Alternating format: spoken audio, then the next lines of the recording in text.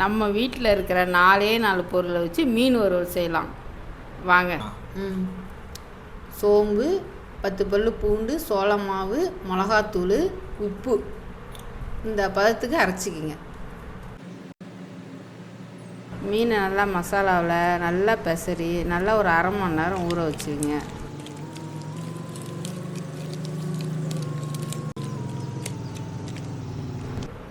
மீன் நல்லா ஊறிடுச்சு, வாங்க வறுக்கலாம்.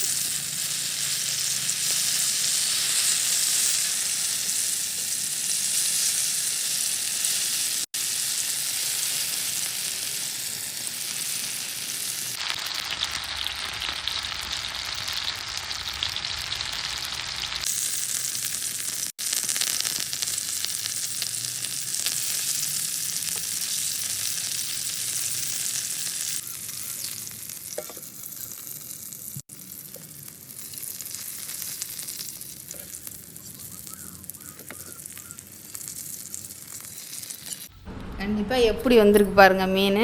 நல்லா எந்த மசாலாவும் கடையில் வாங்க வேண்டியதில்லை. இதே பொருளை வச்சு செஞ்சு பாருங்கள், ட்ரை பண்ணி பாருங்கள்.